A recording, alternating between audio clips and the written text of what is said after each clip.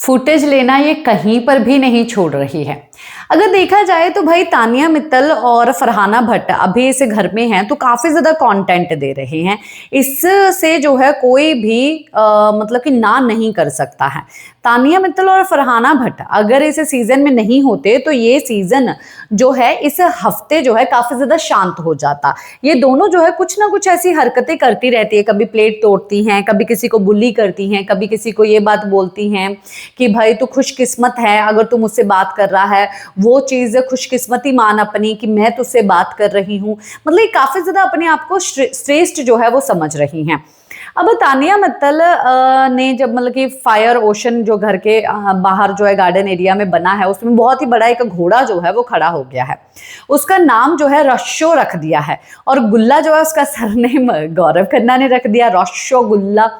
तो अब तानिया मित्तल ने अगर उसका नाम रखा है तो उसको कहानी ना सुनाए, ऐसा तो हो नहीं सकता है।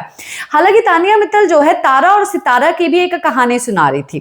तारा और सितारा यानी कि फरहाना और तानिया मित्तल ये कभी बोलती नहीं है कि हम दोनों ही हैं। जैसे कि उसने राजू काजू की भी स्टोरी सुनाई थी, जिसने समझना है वो समझ गया है। तारा और सितारा जो कि हमेशा ही बहुत ज्यादा जो है वो देते रहते थे, रोशनी देते रहते थे और उनकी रोशनी से निकल के कोई अमीर बन जाता था, कोई अपनी बीमारी से दूर हो जाता था। तो इन दोनों को क्या लगा कि भाई हमारी तो रोशनी पाके सब लोग अच्छे हो जा रहे हैं, तो इन्होंने अपनी रोशनी ही देनी बंद कर दी। और फिर चांद आया और चांद ने जो है सबको रोशनी दी और वो भी जो है काफी ज्यादा अमीर हो गए। तो ये अपनी ही बातों पे जो है एक्चुअली में सच तो बोल देती है कि तारा और सितारा काफी ज्यादा जलते हैं। और अब जो है इवन उस घोड़े के भी कानों से खून निकाल दिया है तानिया मित्तल ने, ऐसा मानना जो है अशनूर कौर का है।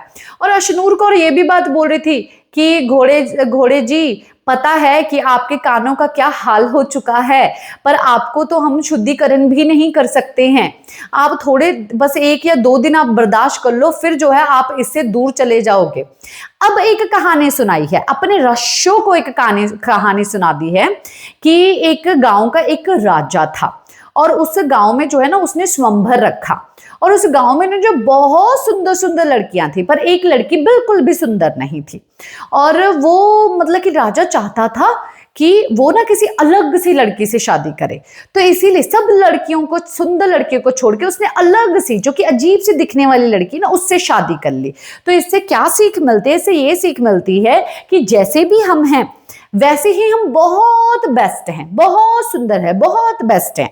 एक बात तो तानिया मित्तल ने यहाँ पर भी सच में बोली, तारा सितारा वाली बात में भी सच बोली, यहाँ पर भी ये बात सच बोली कि ये बात तो वाकई में सच है कि ऊपर वाले ने जैसा आपको हुस्न दिया है आप उसी में बेस्ट होते हैं। अगर आप काले हैं तो आप में एक ऐसा टैलेंट होता है जो कि गोरे या सुंदर रहने वालों में नहीं होता, और आपके आसपास जो है वो सेम टैलेंट वाले आते तक नहीं है। ऊपर वाला ये कैलकुलेशन करके ही भेजता है। पर तानिया मित्तल ने इतनी कहानियां सुनाई कि घोड़ा भी बोलने लग गया कि काश मैं असली का होता, अब तो मुझे पत्थर का बनाया हुआ है, मेरे में भी जान है भाई, मेरी जान मत निकालो, मैं अगर यहां से भाग नहीं सकता। काश अगर ऐसी चीज होती कि मैं यहां पर तानिया मित्तल है, मैं कभी भी इस घर के अंदर ऐसा खड़ा ही नहीं रहता, आता ही नहीं, क्योंकि तानिया मित्तल अपनी बातें ऑडियंस तक पहुंचाने के लिए अब मेरा सहारा ले रही है। और यही तानिया मित्तल अशनूर कौर को ये बोल रही थी कि तू अकेली फिनाले में नहीं जा सकती है, तू अपने आप को देख, तुझे यही करना है, तू इन लोगों के सहारे ही जा सकती है। और ये इंडिविजुअल अपने आप को बोलती है, 2 इंडिविजुअल। और इवन अगर ये अकेली भी हो जाती है, कभी इसको भालू चाहिए, कभी इसको जो है कोई और इंसान चाहिए बात करने वाला, कभी इसको घोड़ा चाहिए, कभी कुछ ना कुछ इसको चाहिए होता है। तो इंडिविजुअल है ही नहीं ये बिल्कुल भी, इसको कोई ना कोई चाहिए होता। पर ये इतने बड़े ढोंग करती क्यों है तानिया मित्तल? क्या है आप लोगों का कहना? अभी एक प्रोमो आया है, अगर आप लोगों ने देखा है तो आप लोगों को वो प्रोमो देखने के बाद कैसा लगा है कमेंट बॉक्स में जरूर बताइए।